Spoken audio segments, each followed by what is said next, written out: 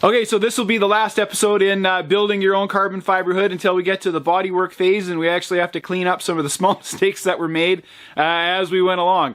Anyway, so I've compressed about 3 weeks worth of work here into one. I hope it's not going to be any more than about 20 minutes. So come along, grab a cup of coffee, and enjoy the ride.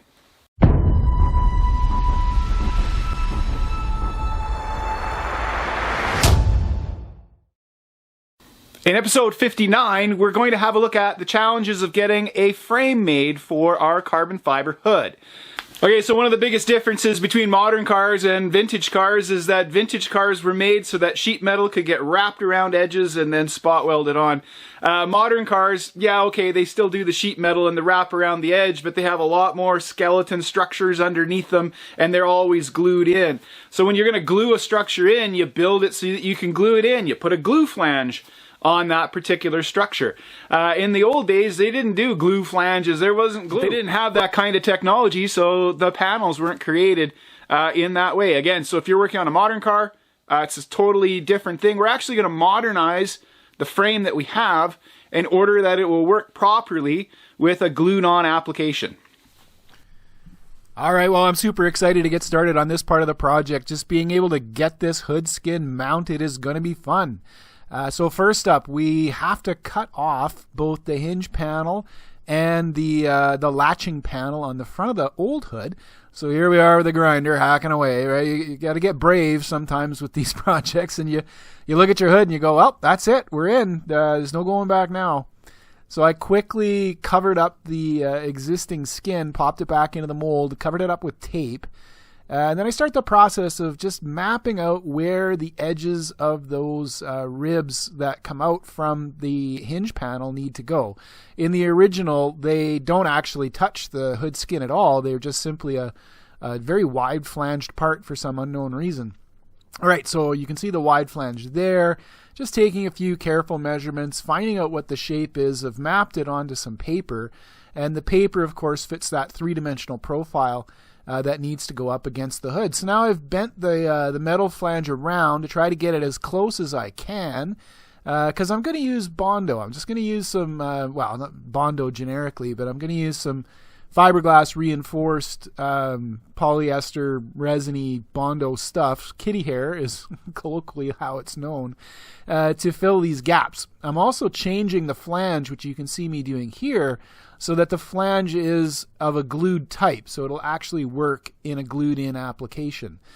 So with that first layer of tape gone, I've gone with the ultra-wide orange tape because I'm going to be laying the Bondo and everything right over the hood. So I'm going to turn the hood into the mold, and I'll be molding these using the Bondo right onto the hood. I have applied a little coat of release wax onto that tape. But then I fit the hood, this is the hinge panel. I fit the hinge panel very carefully into place. And then I begin with the kitty hair. So all I'm trying to do here is fill the gap. And I use that fiberglass reinforced, it's a long strand fiberglass reinforced Bondo in order that works, that covers it in nicely. Then the big rib through the center portion there, you can see I've just filled with some spray foam. Now, do remember that the spray foam is not compatible with polyester resins. It is compatible with epoxy resins, so we'll get back to that in a minute. All right, so I've added a couple of different layers. Some short strand filler is used in this case to create the flange.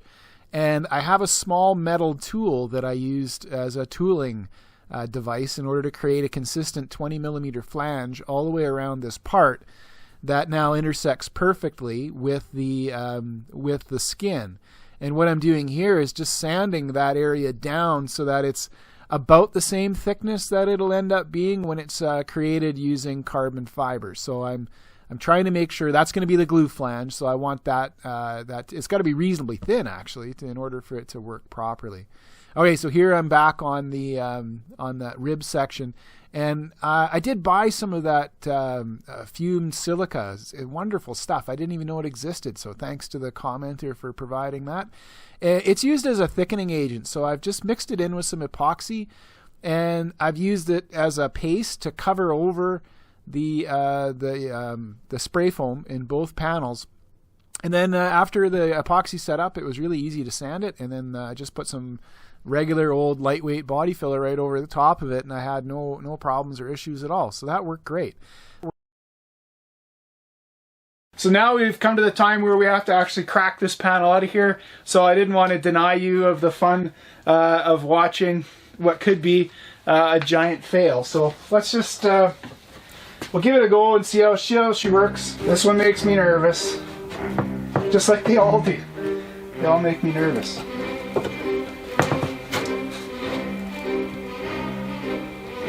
I can hear it though.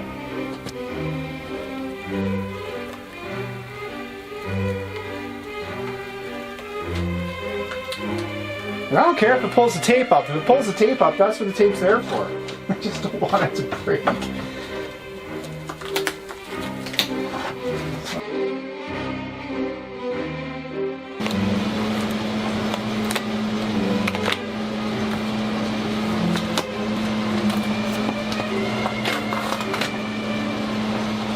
It's just stuck on the tape.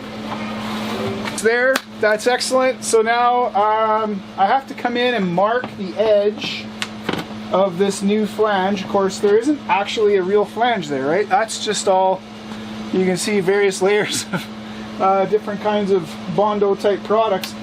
But I was able to get that shape pulled perfectly from that, and that's the more important part. So I'm going to come in, mark these edges, and then we'll cut all this out and finish shape it, prime it, and then we'll get going and pull a mold out of it. I found the easiest way to do that in order to get that flange nice and consistent is actually just use some masking tape as the material. It's the right width, easy to apply, and then I just get in there with a grinder and chop off all of the areas that weren't quite as neat as I'd like. and then you just pull tape off and get going, just round the edges off and get sanding. Now for the hood closing panel, so this is where the latch goes to hold the hood down. There's nothing but air in behind here, and there's some trim that goes on the front of the car, the letters for the car, as well as a center rib that goes down the center of the hood. So I wanted to be able to stiffen that panel by putting a little plate there and joining it down to the skin. So that's done successfully. And I've now rolled along and getting the flanging put on. Hopefully you've seen this before. If not, watch some of the other videos. But this is just the aluminum flashing material I'm using, and some hot melt glue, a few clamps. It's not an exciting technology, but boy, it works well. I've also switched over, and I'm now using aluminum tape, so the sort of stuff you use for ducts. And this was suggested by some of the pros that have helped me with my technique and developing along the way. So it's been actually, that's the best method of doing that I've found. So back with the latch panel, so it's got to get the addition of that one little panel to join down to the hood skin makes the flanging of this panel extremely complicated. It starts looking a bit like a stealth bomber. I couldn't use the flashing material in many places. I had to use the corrugated plastic material that is commonly used to get that done. And back onto the hinge panel, I've stiffened the whole thing up once again with foam board on the back side with some glue. So just glue the foam board in, that stiffens up that floppy material, gives it some shape. Then on you go with the plasticine, the modeling plasticine, getting all of the bits and pieces just filled in the gaps. And then I use the really handy tool there, the plastic tool, just to cut that out nicely. All right, so with that done, we're just moving right along. Again, I chopped a lot of hours out of this, but on we go with the first coat of gel coat. I am brushing, but I'm being very careful to brush in one direction and to not have any voids or other exclusions from the process. And this has been successful. The last bunch of molds that I've made, being really careful with the 2-coat gel coat application, has worked extremely well. I haven't had any pinholes or other problems. I also use the fumed silica. Again, you can see me using it there along with some polyester resin just to fill in some of the areas where I know I'm going to get bridging. I know I'm going to have problems. Again, some viewers have passed this little tip along to me, and it's been extremely useful. All right, now with the fiberglass veil material going in, This is, I do dart it just to make sure it fits and conforms nicely. Super easy to put in, and it's worked perfectly in the molding process so far. Okay, so it's the next day, and we're just about getting ready to put the next round of materials on the molds. I just wanted to show you how well these have turned out. Super happy, actually. There's a few little bumps and lumps that were the result of me putting the gel coat on and getting a little daub of gel coat that I didn't catch. So I'll have to sand those off first. But the surface is super smooth. I haven't sanded this at all. It looks really good. Like here you can see where I filleted out that edge with the fumed silica, right, to ensure that the material will drape. So that's filled in all those areas there, and it should make this a whole lot easier to do.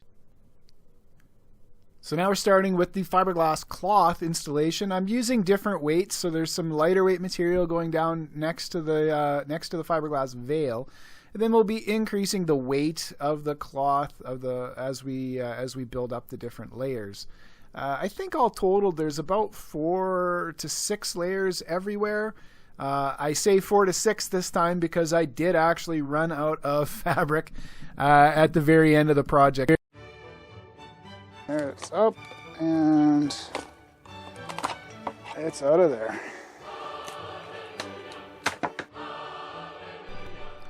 Alright, so that turned out really well.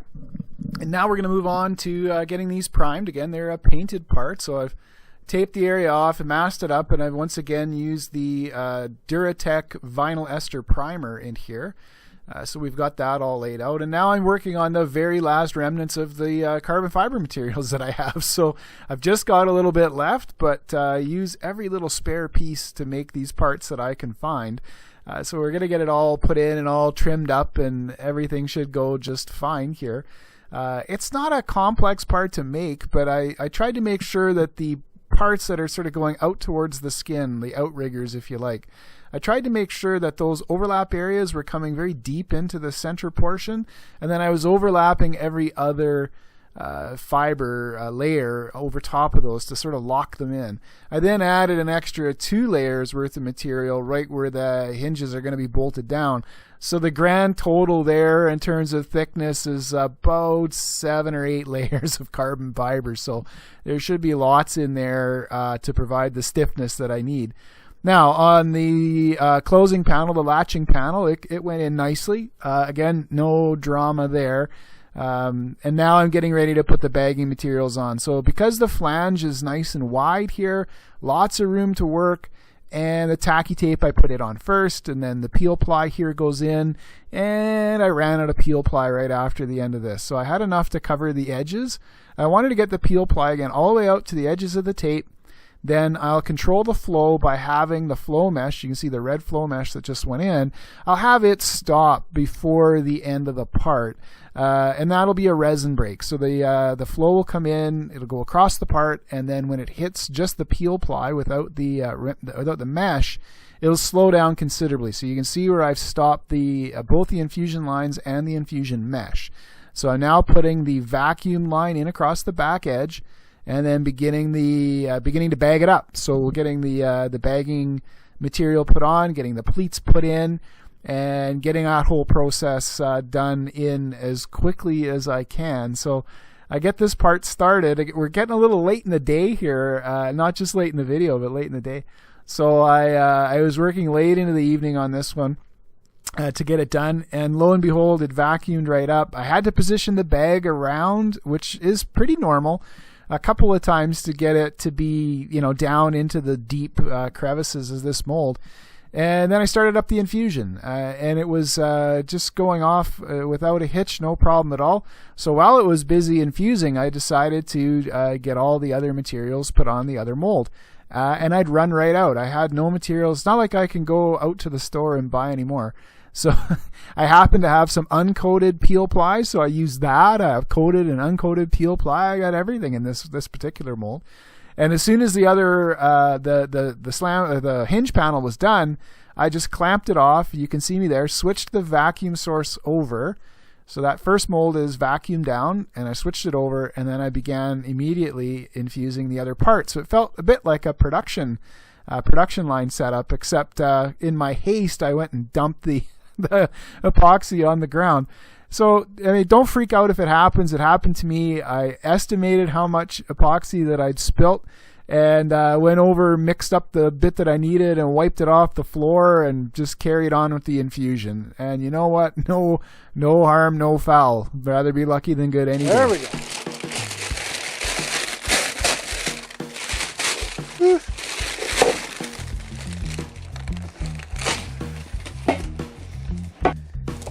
Work it into that corner. Oh, that's copped. So that's that side. Up and away. Oh, yeah. Butter. Wink. Beautiful. Absolutely beautiful.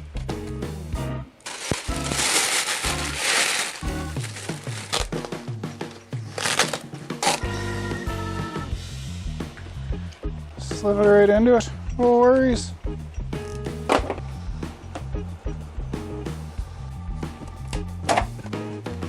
Yay for learning! Ho ho ho! Thing of beauty. Get a couple of holes drilled, and we'll get the fasteners bent up and epoxied in, and then we're done. Wow, like flimsy this way, but like this way, I don't care what you do to that, you're not bending it this way, which is the way that, you know, once you've attached the panel on and you've adhered the hood skin to the whole thing, I mean, this is going to be tremendously strong and stiff.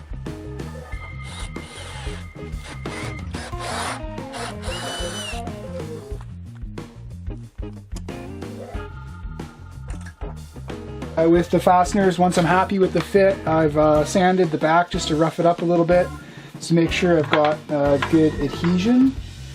Right, and I'll go ahead and bond these up now.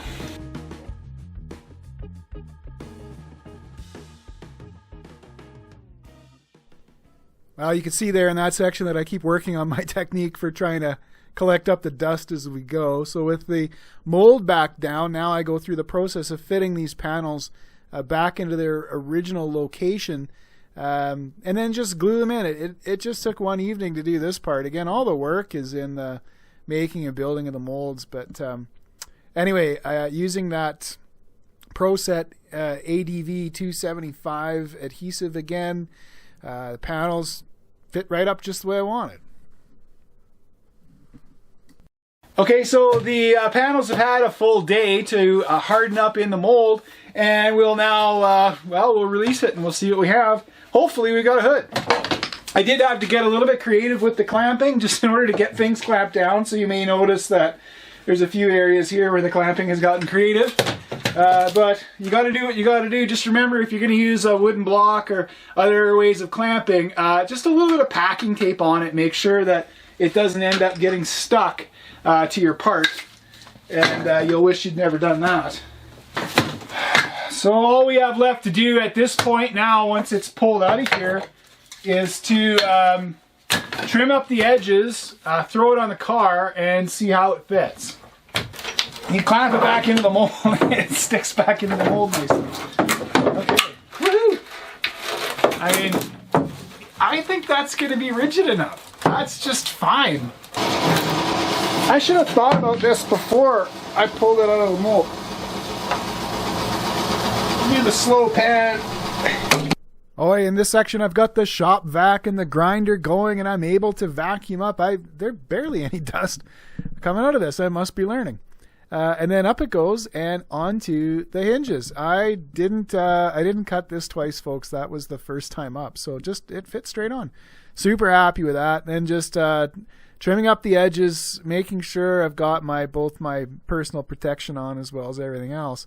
And then things got a little out of hand when I started doing the fitting because it wouldn't fit.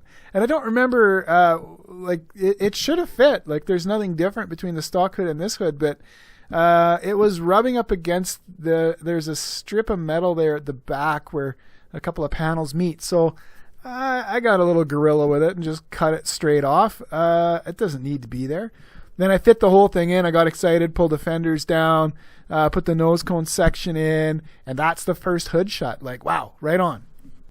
Okay, so here we are at the hood. So as much fun as it is to have a look at it in stop motion, I thought you might like to see it in real live moving pictures. There's the gap, right? This is the little, we've got a couple of mil here, and in a steel hood, we just bend the hood in order to get this to work. In this case, I'm going to have to fare out probably maybe 10 centimeters or so, and I need a couple of millimeters.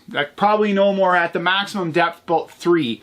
Here it is, all 7.2 kilograms of it. It's 12 kilograms lighter than the original parts. That's significant. And I'm not actually trying to say weight. Again, I'm not making a race car here, folks.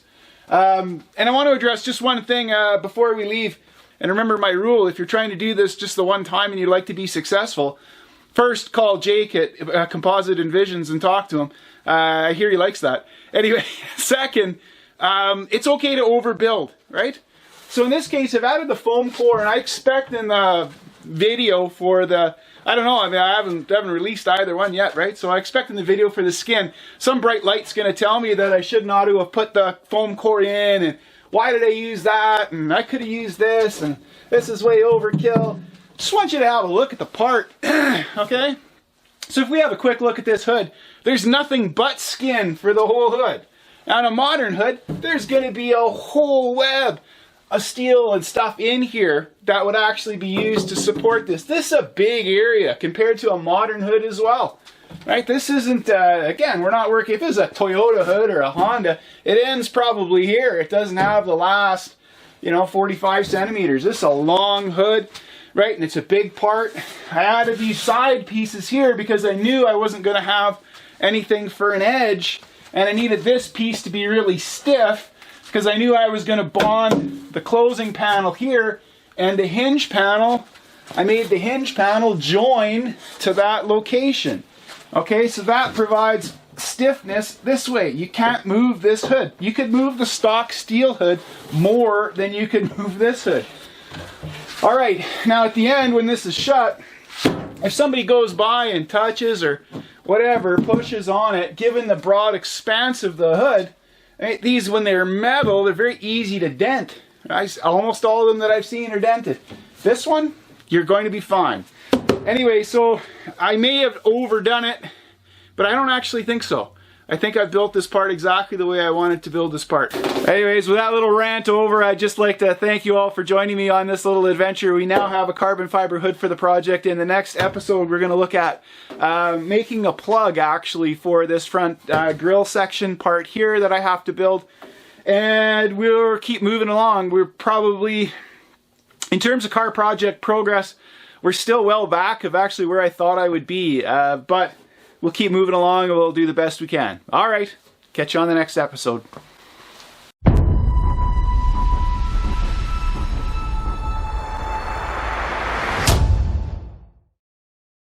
Cut. Where's my coffee?